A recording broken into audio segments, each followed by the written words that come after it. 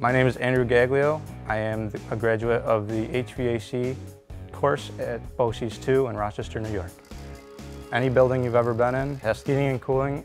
You need ventilation, you need fresh air, and we deal with the systems that do that. My job requires that I travel from business to business. We deal with service or new installations. We do mostly industrial and commercial work, so we're really working on big equipment.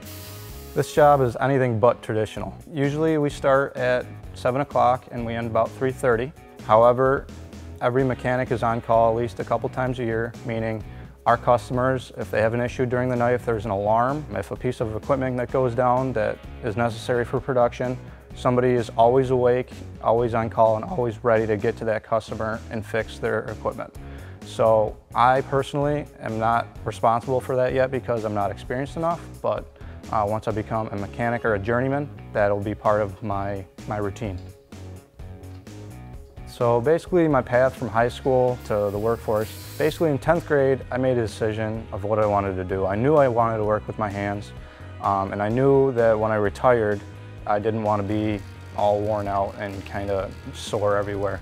So I thought, why not HVAC? So I went to my counselor and there had been talk about BOCES and what was offered in the program, and I took a tour. Went to BOCES. My first year was pipe fitting. I did really well in the class. I went to the statewide competition, placed 4th.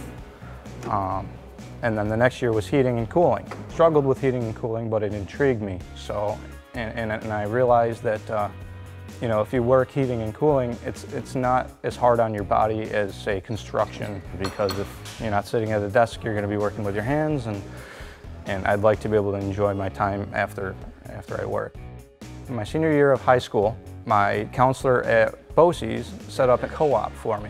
Basically, I would go 2 days a week to my BOCES program, and the other 2 days a week I would work. That was for about 6 or 7 months, and I worked for a place called Cannon Industries. So I gained some experience, and I kind of solidified that I knew this is what I wanted to do for the rest of my life.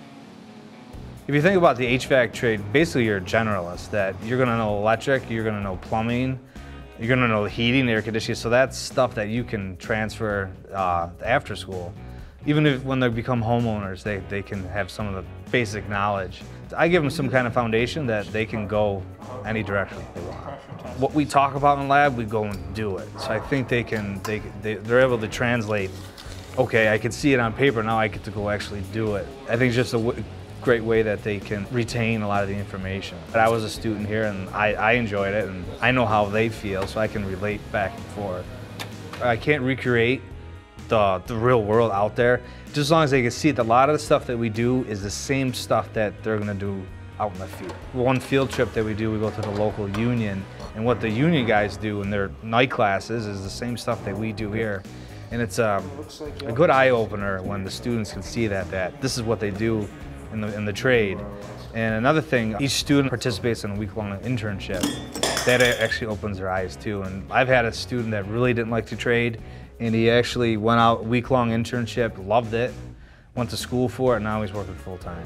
I think this is a unique atmosphere because you're in class with 9 other school districts. You're going to learn whatever class it is, if it's mine or welding or auto or certified nurse assistant, that you're going to learn a trade. Even if you don't do it after graduation, or if you're someone who's really serious, it's going to give them the foundation to go on to the next level, to get further your schooling, to further education.